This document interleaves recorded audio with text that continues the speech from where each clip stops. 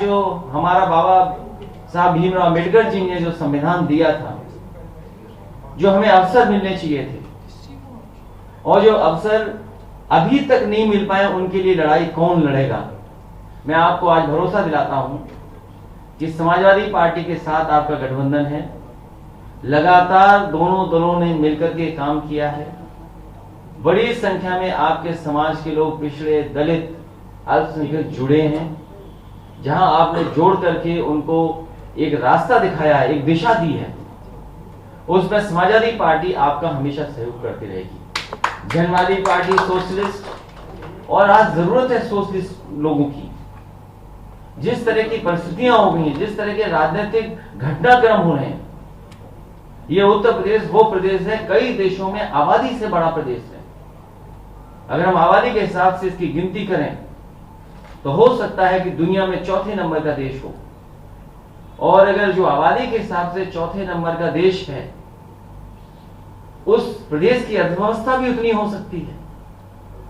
अगर दुनिया के दूसरे देशों में जो आबादी में इतने बड़े में खुशहाली है, अगर उनके यहाँ जहां सड़कें अच्छी बनी है, अस्पताल है सबके लिए, पढ़ाई का इंतजाम है, नए नौजवान नौकरी पा सकते हैं, बिजली सस्ती है, स्वास्थ्य सेवाएं सस्ती हैं और कहीं भेदभाव नहीं है, किसी तरह का जात का, धर्म का भेदभाव न हो। अगर दुनिया में दूसरी जगह हो सकता है तो क्यों नहीं भारत में, और क्यों नहीं उत्तर प्रदेश में हो सकता है। इतनी बड़ी आबादी। और फिर सबसे बड़ा सवाल यह है कि जनगणना होने जा रही है। जनगणना बड़ा फैसला है सरकार का।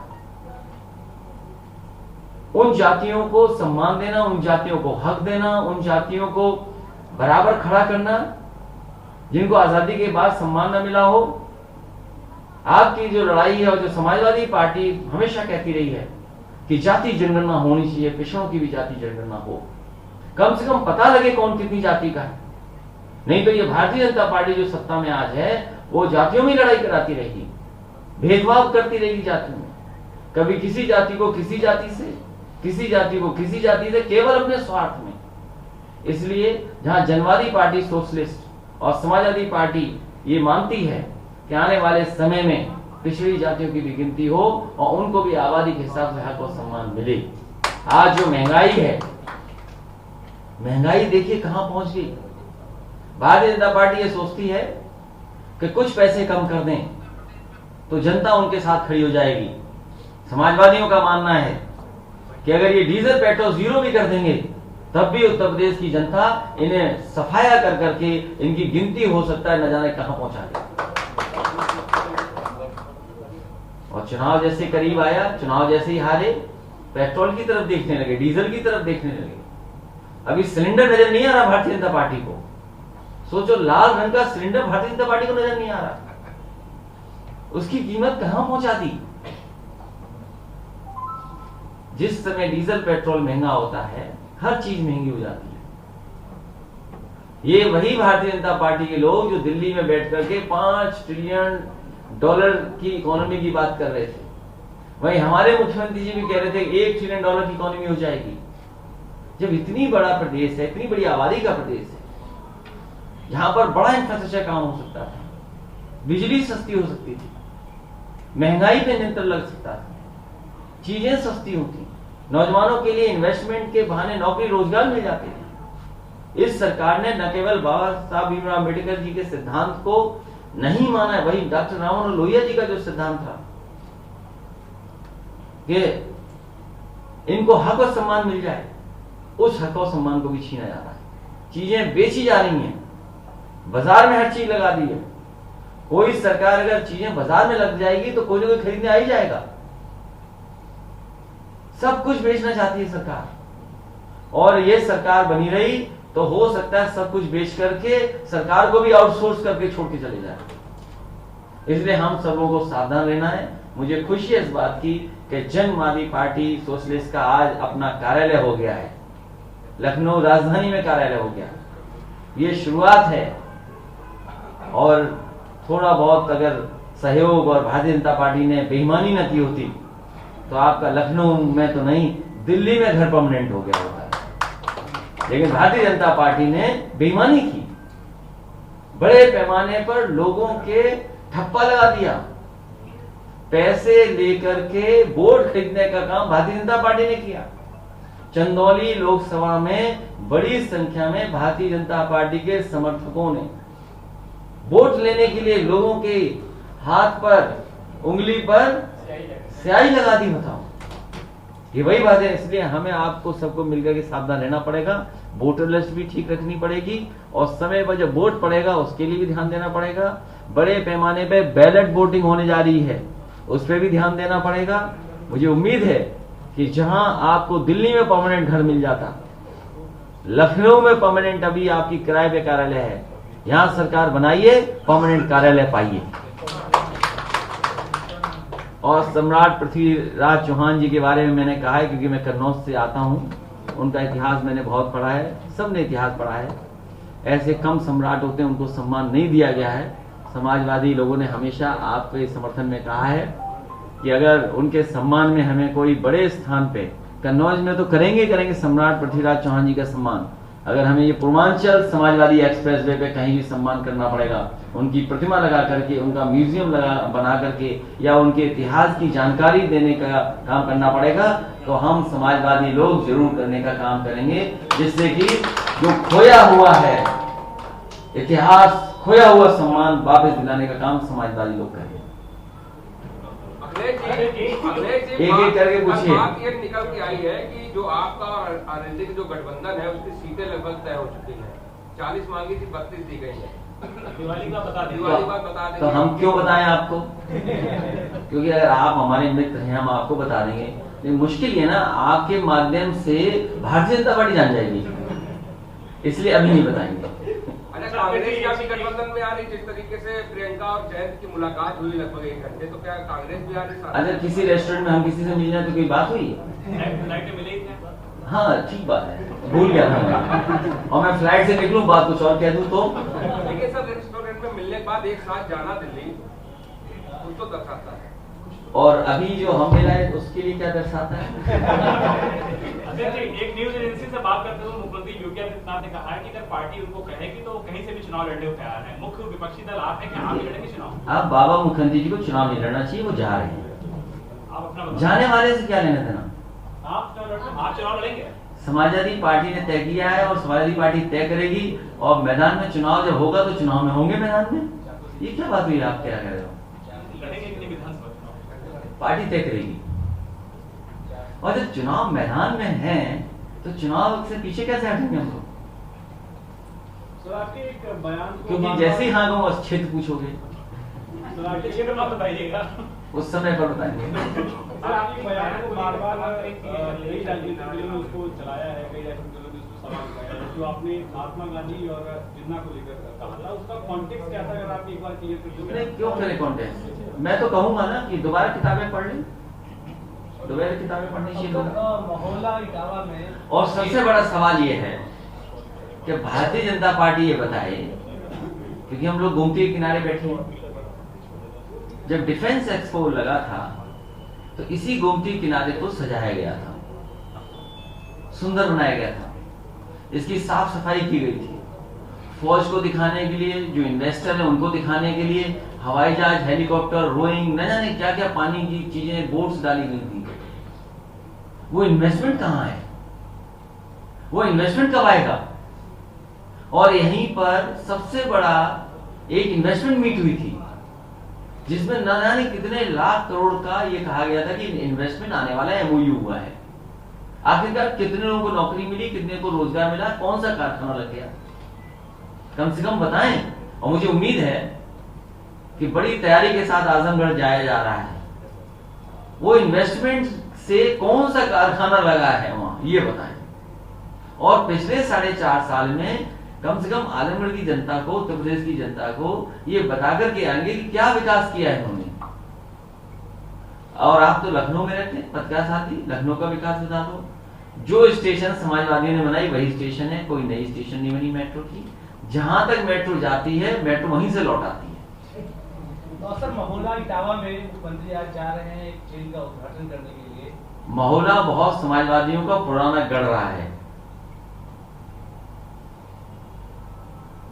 रंग बदलना, नाम बदलना, शिलान्यास का शिलान्यास करना, उद्घाटन का उद्घाटन करना।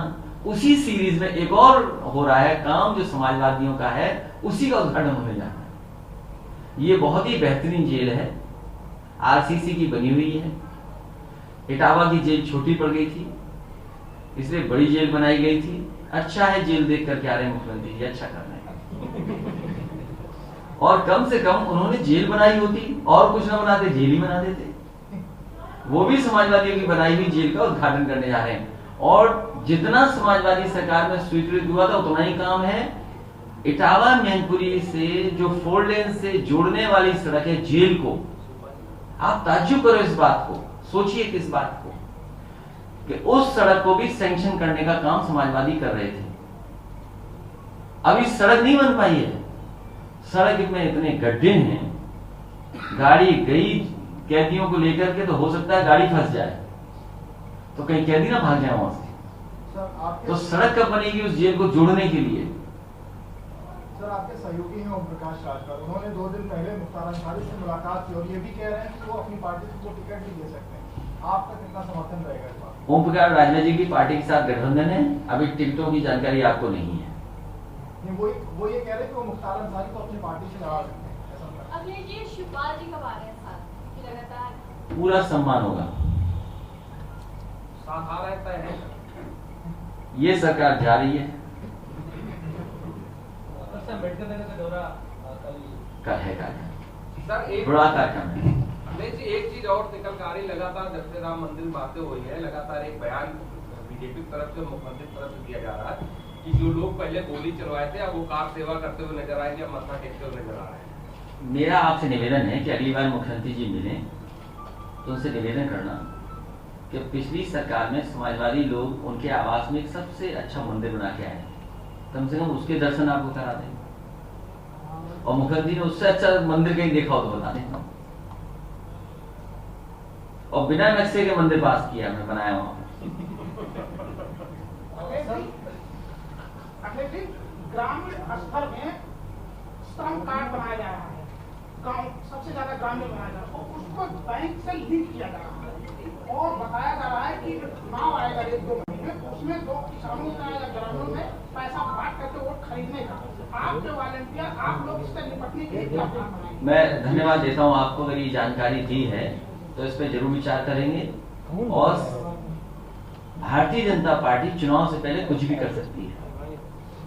खाद की बोरी से चोरी है, खाद मिल नहीं रही, डीएपी मिल नहीं रही, लगातार डेटा कलेक्शन का काम हो रहा है, लगातार वहां गांव में एक टेक्निकल आदमी को अपॉइंट किया जिससे सूचना सब कुछ ली जा रही है और डेटा कलेक्ट किया जा रहा है। तो पता नहीं क्या झूठ बोला जाएगा चुनाव से पहले। इसलिए मैंने कहा कि समाजवादी पार्टी और जनवादी पार्टी सोशलिस्ट को भी सावधान रहना पड़ेगा। ये तो भुक्तभोगी हैं, इन्होंने खुद देखा अपनी आंखों से कि लोगों की उंगली पर स्याही लगा दी गई कि तुमने वोट डाल दिया। रात में ही हजारों वोट ऐसे हुए, हजारों लोगों को, सोचिए 40,000 लोगों का वोट नहीं पड़ पाया, स्याही उनकी उंगली पे पहली लगा दी। तो जो आप कह रहे हो बात, उससे हम लोगों को सावधान रहना पड़ेगा, उसकी भी तैयारी करनी पड़ेगी। सर, लोक भवन और विधानसभा के आसपास किलेबंदी जैसा माहौल रहता है, बहुत पुलिस रहती है, उसके बावजूद भी आज एक युवक ने उन्नाव के आत्मदाह कर दिया, 30% वो जल भी गया है। और जमीन विवाद था, लोकल पुलिस की तरफ से कोई मदद ली गई थी, और कानून व्यवस्था के बारे में सरकार एक बात आप स्वीकार कर लीजिए, और हम तो पत्रकार साथियों से कहेंगे, आपको घटनाएं और पूरे प्रदेश की समय समय पर सूचना मिलती कानून व्यवस्था को लेकर के। इतनी खराब कानून व्यवस्था कभी उत्तर प्रदेश में नहीं हुई जैसी आज है। चाहे वो बेटियां हो, बहनें हो, उनके साथ जो घटनाएं घट रही हैं, या जो पुलिस के माध्यम से उत्पीड़न हो रहा है, पुलिस के आगे कोई सुनवाई नहीं है। और इसी तरह कस्टोडियल डेथ सबसे ज्यादा उत्तर प्रदेश में हुई है। नेशनल ह्यूमन राइट कमीशन ने सबसे ज्यादा नोटिस उत्तर प्रदेश को दी है। और इस तरह की घटना चाहे मुख्यमंत्री कार्यालय हो, मुख्यमंत्री का ऑफिस हो, लोग न्याय के लिए आत्मदाह किए, पहली बार जान नहीं गई है।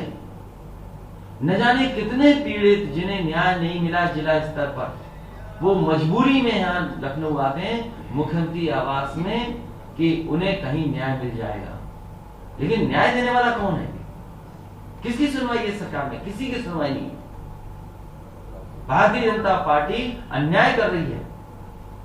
इस सरकार में सबसे ज्यादा उत्पीड़न है, और अगर आप ज्यादा देर खबर चला दोगे तो हो सकता है आप पे मुकदमा दर्ज हो जाए।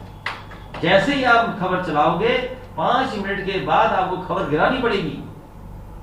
ये प्रेशर आप जानते हो, उन कार्यालयों से जो प्रेशर आ रहा है आप लोगों पर। अखिलेश जी, जो आप बात करें कि कस्टडी में काफी ज्यादा मौतें हुई, तो क्या लगता है कि पिछले कुछ दिनों जिस तरीके से देखा जा रहा है कि पुलिस का अपराधीकरण का काम चल रहा है, योगी सरकार का भी सरकार मनमानी कर रही है, सरकार का दबाव है, इसी वजह से पुलिस भी खुली छूट मिली हुई है पुलिस को। न पुलिस के सुधार पे कोई काम हुआ है, न उनकी ट्रेनिंग के लिए कोई काम हुआ है। जो स्ट्रक्चर चेंज किया था कि पुलिस को समय समय पे सैनिटाइज किया, समय समय पर उनको ट्रेनिंग दी जाए, समय समय पर इश्यूज की जानकारी हो, उन्हें एक्सपर्ट लोग आए, उन्हें ट्रेनिंग दें। आपके डायल 100 में इतना अच्छा ट्रेनिंग के लिए बना हुआ है हॉल, कौन ट्रेनिंग ले रहा है?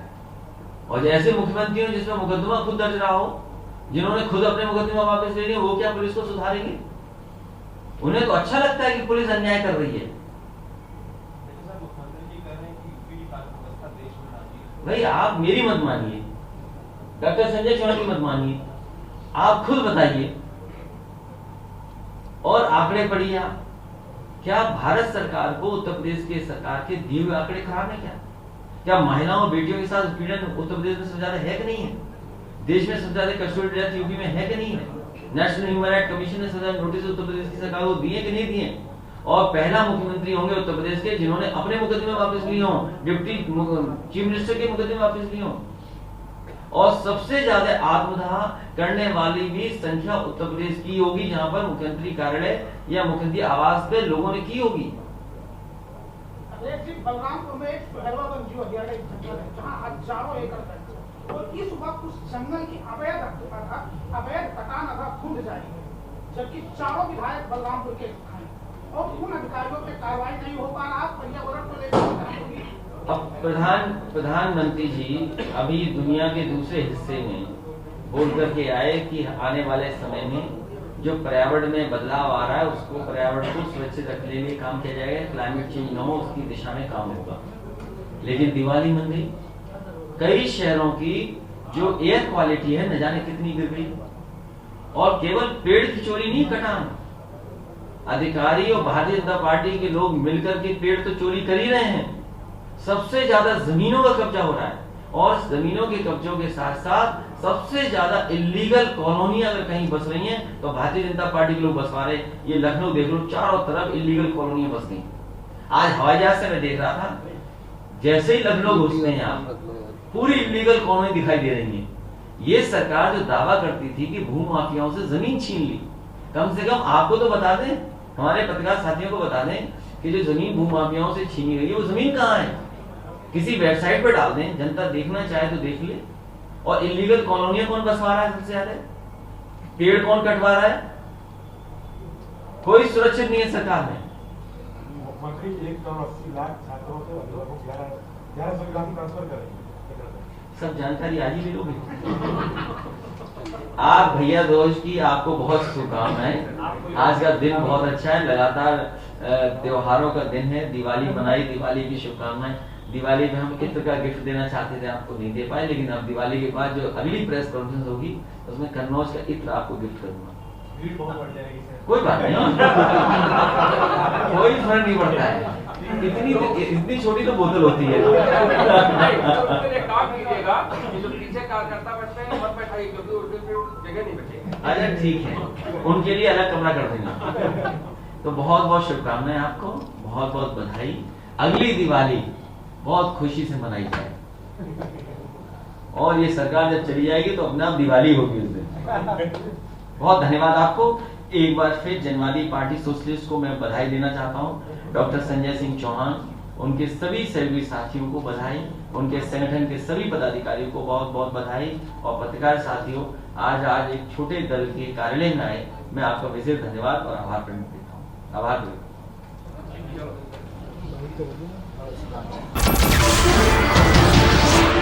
नमस्कार, मैं हूं मानक गुप्ता। अगर आपको हमारा ये वीडियो पसंद आया हो तो इसे लाइक और शेयर जरूर करें, और हां, हमें सब्सक्राइब और फॉलो करना ना भूलें।